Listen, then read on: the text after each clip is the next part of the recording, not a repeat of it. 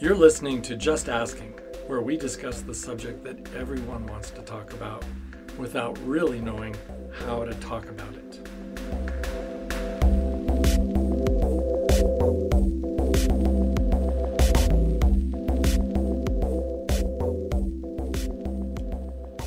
Why do we human beings, who are obviously so sexual, have such a difficult time talking about managing this intimate part of our lives? We talk about managing our money, we manage our careers, our diets, and even our stock portfolios. Yet when it comes right down to it, we really don't know how to talk about managing our sexuality. And certainly, we don't know how to talk about doing it intelligently. So that's exactly what we talk about on this show. Welcome to Just Asking, a safe place where we talk about human sexuality. I'm Stephen Ng, and in my decades of working with people who have sexual problems, I've learned that we can all manage our sexuality better, more intelligently. What's up today, Jackie? How are you? Oh, I'm well. Good. And I understand you've been talking to your friends. I have been talking to my friends. It's interesting since I started this program with you, how people come to me with their questions for you.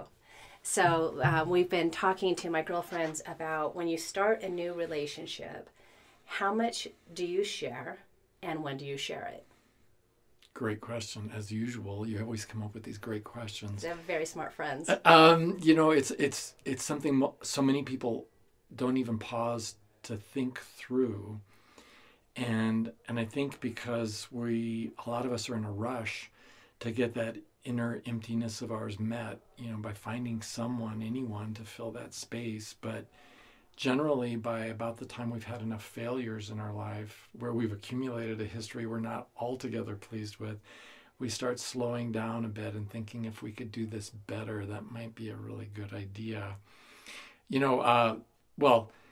I was thinking about some of my friends and what they've gone through, and they have reported to me that they've been getting this barrage of interviews where they sit down for the first time with someone new, and it's a first date, and about an hour of avid questioning takes place, and he's feeling like things are going pretty well, and then he says, "So, hey, you want to get together again next week?" And she says, "Oh, no, I could never be happy with somebody like you." She has all she needs, right? Yeah, she got all the information she needs right there. Yeah, she's done. And that has a very chilling effect. I mean, you go through one or two of those conversations, and I think it's defeating for both people. Obviously, for the guy in this little story, it's defeating because he doesn't feel like he had a fair chance, and it certainly wasn't sharing mutually. It was all an interview of him. But on the other hand, I think it's self-defeating for the interviewer to come out of a bad relationship that failed, or maybe a series of bad relationships where they experienced some exquisite pain, and then to develop a shopping list from there. So taking a story from my own life, I remember being in a relationship for a long time with someone who, on a scale of 1 to 10, they were in terms of affection and how much affection they liked outside of sex itself, they were about a 1 or a 2, and I typically run at about an 8 or a 9, and we spent a long time trying to deal with that discrepancy in our compatibility or our lack of compatibility. And sure as you can imagine, I came out of that relationship going into the next relationships, interviewing with that in mind, because I sure didn't want to make that mistake again. And the problem with that approach that I think so many of us use is that we're limited by our experience and the pain of the past to figure out one variable, maybe 2, maybe 3 at the most, usually at a time. When actually, how many variables does it take to make a human being? Well, a lot. I mean, hundreds and hundreds, if not thousands upon thousands. And it's the same way. So in contrast with my friend who got interviewed and then dissed, again, from my own personal life, I remember one of the failures of the past being never being able to comfortably socialize with my partner. And I really wanted to be able to do that. And for me, a lot of that had to do with outdoor recreation. So I did a lot of interviewing, looking for women. You know, you start off as a guy, I start off with, yeah, I want to find her attractive. And of course, that has to be somewhat mutual. And of course, potential for falling in love. But I want to be sure to I want to make sure to ascertain as to whether or not she's into backpacking. Because if she's not into nature and backpacking and hiking, it's probably not going to work out. Well, the fallacy of that approach was made very evident in the most accidental way. I got a business call from a woman who was in sales in another state. And we ended up having a brief conversation, but even as brief as it was and as businesslike as it was, I found myself oddly intrigued by her voice of all things. And then a week went by and she called me again with a follow-up marketing call. And that became part of a pattern of regular phone calling because she was really working me to sell me on something. But little by little, we started having a more, personal details would creep out in our lives. And it turned out that we were both single and we were both parents, and there was a suspicious absence of no other person being mentioned. And so it's appeared eventually that we could find out we were single. Well, that woman has been my wife for the last 22 years, and she has never gone on a hike with me or backpacked. She's totally fine with my doing that, and we do socialize together. But the point of the story being, I come out of my life experience with certain ideas in my head, but that knowledge is very limited compared to the infinity of possible choices out there. And I was incapable of imagining how wonderful a person might be and yet not fulfill my stereotype notion of what I needed. And so, for me, the first big step for all of us coming out of our pain and our failure is embracing an attitude of humility that we clearly have proven we do not know what is good for us. And to be okay with that, and then to be open to whatever the universe is bringing, because the next wonderful person who might make me happy for many decades of my life and maybe grow old with me and die happily together, that person might be something completely different than what I ever expected him or her to be. So, but that's not to avoid your question. Your question was how much to share and how soon and all of that. I think if I'm feeling, I think the takeaway from, if you hear nothing else from this podcast, I think the takeaway would be that intimacy, really being able to safely share our lives with each other, doesn't start when we become sexually active. Intimacy starts from hello, my name is. Because we want to make that conversation so safe that we both feel relaxed and comfortable sharing who we are. And when I say both, I mean a mutual sharing of what it is we're both looking for and who we both are, so that we can together experience whether or not we can fit together or not. And I think to do that successfully, I don't put out my hand and say, hi, I'm Steve. I just got out of prison for murder and I'm single. You down for that? No, I think we all want to be able to say something a little more discreet, and to, if I can use a noun for a verb like we do in English all the time, if I can ladder up my disclosures little by little, starting at the very basement of disclosing, and then like my favorite color is, or by the way, I happen to be a Virgo or an Aries or Sagittarius, and then to be able to slowly work up, noticing whether or not those disclosures are mutual or not. Because if they're not mutual, intimacy is not really happening. If, like right now I'm doing all the talking, but imagine being on a date where you have to listen to somebody like me talking for an hour about himself. I have been. Oh my God, you poor thing. And I've talked to a lot of people who have had that experience, men and women. And there's that country song, where the guy's singing, it's always me. It's always you talk about I and me and what I'm doing, and I think it's important to understand that conversation itself from the very beginning can be intimate. In other words, it can be a part of safely sharing our lives together with one another. If you and I, for example, we meet at a barbecue quite by chance, and we've talked for 2 whole minutes, and then I lean over and I say, hey, have you ever accepted Jesus Christ as your personal Lord and Savior?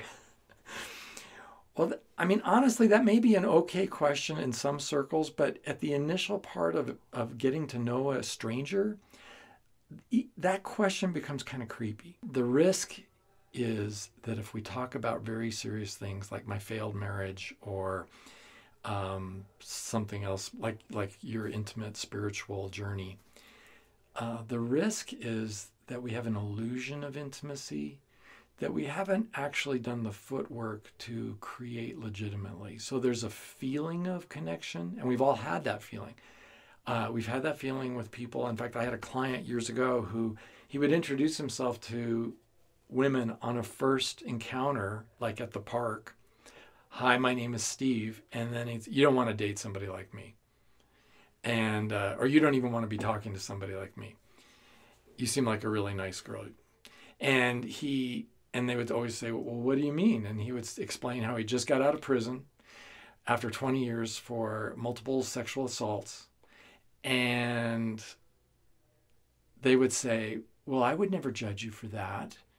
And within 5 minutes, they're having what seems like a real connection. And within 30 minutes, they're in the parking lot having sex. And that's not actual intimacy. It is an illusion of intimacy, but intimacy is sharing our lives safely with one another. And they have shared a snapshot of their lives with each other. Well, and it sounds like with your this example, he's actually using that as a test. That's exactly right. For these women to see. That's exactly right. It's very astute for you to say that, because normal women will say, well, yes, it's been a pleasure meeting you, and best of luck, as they turn and walk away. But there are a number of women who, if I could say this, like a number of men who have no sense of boundaries or personal safety. And as the old saying goes, fools rush in where angels fear to tread. Right. And they get involved only to find themselves within months wishing they hadn't gone there. So that's I mean, I just think we need to all work at creating real intimacy rather than creating a papier-mâché illusion. So, absolutely. And so I have some specific questions that I promised I would ask you. So one of the questions I want to ask you is, are there some things that you don't ever have to share? Whoa. Like, can you give me an example? Like if you... Like in post-op? Transsexual post-op? I'm guessing you have to share that, right? I don't see how you cannot if your relationship is going to keep going into a deeper and deeper level. I don't see how that's possible. But say that you cheated on your last spouse, that you were the cause, of your marriage ending. And is that the kind of thing that you have to share with your next relationship? And obviously, when do you share that? Yeah, and if so, when? On a first date? That would be awful, wouldn't it? Well, and like I told you, I went on a date, and I think part of the interview thing is it's the whole Match.com thing. Mm-hmm. You don't go on a date, you go on an interview, and people do go with a list of questions. And I went on a Match.com interview where somebody just started peppering me, and it was obvious. Well, and he told me his last wife had cheated on him. Super paranoid, super angry, and so he was just like, light over my head, asking me all these questions. Giving you the third degree. Right, and I'm, we're not having this conversation because I don't even know you. But the question is, if it's with somebody you actually want to be in a relationship with.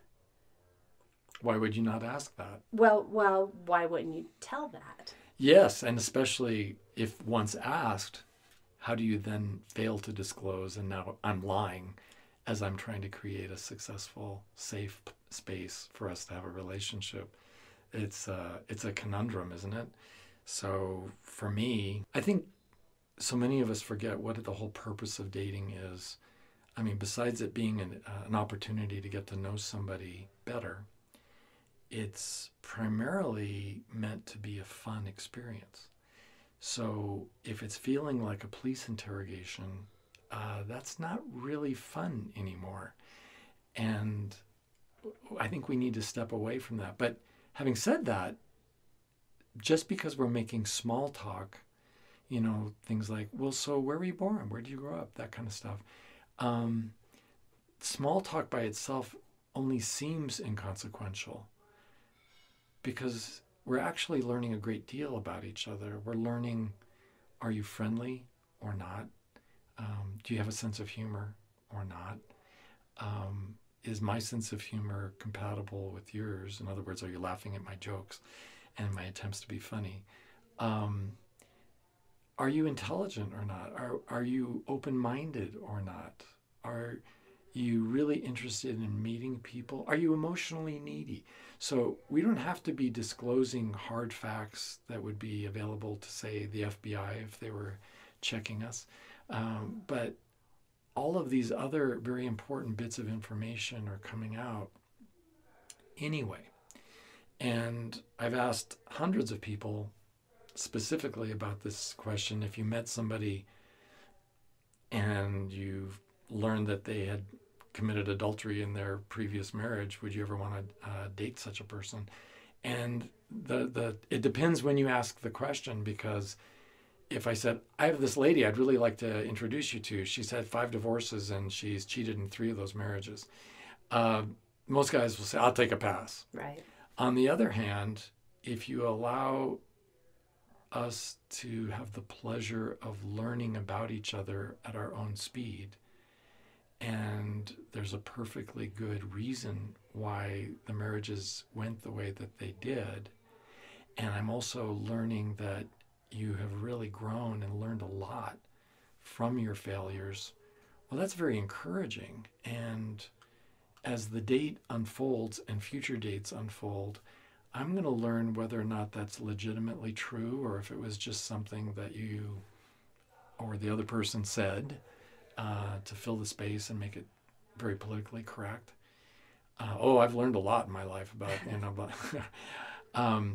we all can say that, but actually, not so many people actually use their painful past lessons for learning how to better behave in the future. And I think that that's really the challenge. So honestly, if I had an affair in my last marriage and I'm dating someone, I would feel really uncomfortable, and I would probably set a boundary with someone who was interrogating me or interviewing me. So I need to know, have you ever had an affair? You know what? I'm really not comfortable getting into that part of my life where we haven't really gotten to know each other. I think I'd tell somebody, I'm really not prepared to talk about that, but if you need to keep going there, then maybe we should just go our separate ways. And I've actually had those conversations both ways. I mean, I've stepped over boundaries and other people have stepped over boundaries talking to me in dating circumstances. And it's not good. And so learning the skill of that gentle brushback, I think, is really important. But early when we're in a relationship, I'm talking small talk, first date, and some guy leans over and says, so do you want to go to my place? That's a little quick. Now, I may be ready for sex, wanting sex, and all the rest, but going to a stranger's home, getting in bed, and possibly even falling asleep, which means closing my eyes with a stranger in bed, that sounds like something could really go wrong. And I think there are a lot of reasons why we would all be better served with going slowly. I don't see any way around disclosing the most intimate, horrible failings in my life if I'm really interested in having a long-term intimate relationship, because you don't set those up and then walk away from it. It's done, it's finished. They keep growing. And if my former wife knows that I had an affair, and all of her girlfriends know that I had an affair, and a few other people in the community who have no business knowing know that I had an affair, but my most trusted, most intimate partner doesn't know that I had an affair in my last marriage, that's a really awkward disadvantage that sets both of us up for some really painful social circumstances. So then the question is, at what point do you decide that this is the person who, like you were saying, dating is a process. Mm-hmm. So you don't know on the third date or the fourth date or the fifth date or the sixth date that you're going to spend the rest of your life with this person, right? And so you keep back things. And so all of a sudden, like they are, oh, we need to spend the rest of our lives together. Is that the moment that you tell them this terrible thing that you did? Yeah, again, this might sound like a cop-out because there is no really great rule, but the responsibility is mine for asking myself, does it feel safe right now? And it's not just a feeling, but there's a cognitive process, a judgment that comes into play. Have we been sharing at that level? To profess that I find you incredibly attractive and, oh boy, do I want to spend the rest of my life with you, that's not such a huge disclosure. It's a disclosure, but it's pretty well received most of the time by most people. But to say, I'm really scared of marriage and of commitment in general because I've really had problems with that in the past and none of them have ever really worked out. That's a bigger disclosure. And are we there yet? I mean, have we laddered up our disclosures to get to that point where I could say something like that? Or when you tell me you find me attractive and you really like to think about spending the rest of your life with me, maybe I need to say, well, thanks, that's really nice of you to say. And then we go on with our date, and it isn't time now for me to give you all the good reasons why you shouldn't be with me. Right. So on a related topic, I have a friend whose first husband cheated on her very publicly. Second husband is in, quote, federal fucking prison. Yikes. For sex crimes. She has major trust issues. And one of those is that she has decided that she will never get married again, will never let a man alone with her children. And that's just the way it is. So that's something that she feels like sometimes she should just have a sign that says it. So on the first date, a man knows she's not getting married again. He can't live in her house. He can't, be around her children unattended. Big deal, right? That's a very big deal. Very big deal. So big things to share. Obviously, you're not going to drop that on a first date, but is it kind of misleading to be with a man who may someday want to marry you? Again, I don't think I owe someone on a first date, second date, or third date that level of disclosure.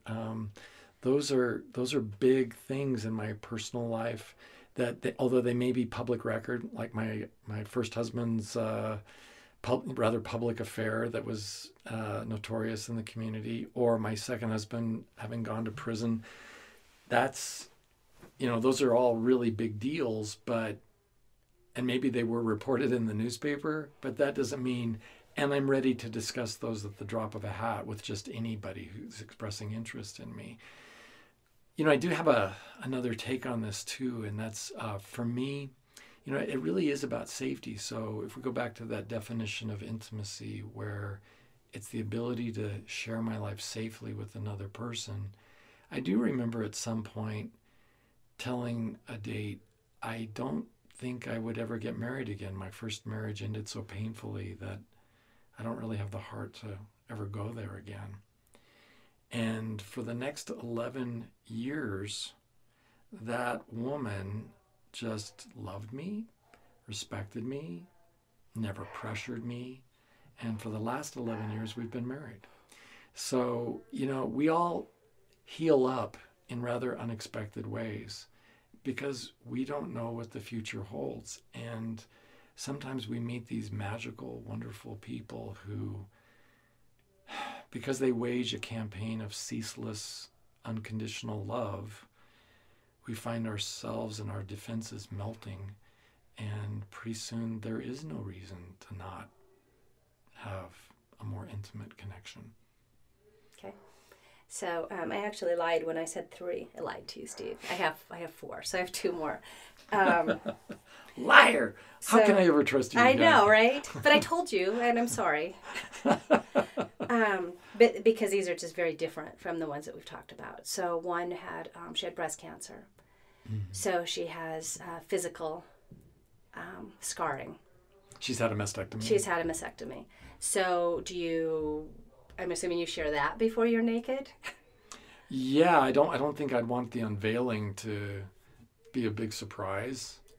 But again, I know that we Americans were pretty much willing to have sex at the drop of a pin with nearly anybody. I mean, but the problem I think we Americans also have equally is that we're unwilling to discuss sex with just about anybody under any circumstances. So I like to encourage people to maybe bring up the subject by saying, if we keep going the way we're going, it's possible we could end up kissing someday. And introducing the notion of physical affection and maybe if we do end up kissing someday, that to pause between kisses and say, if we keep doing this, we could end up having sex. And of course there is a later stage where if we keep having sex, the Baptists have warned me we could end up dancing. It could lead to dancing.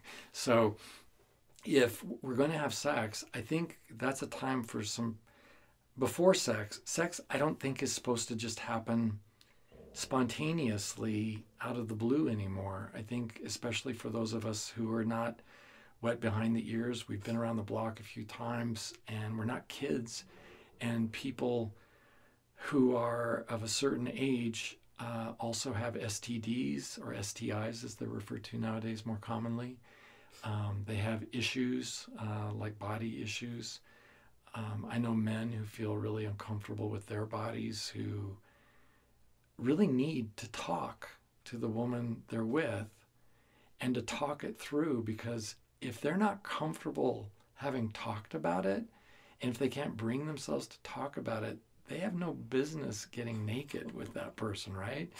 It just stands to reason, and we've all got those issues.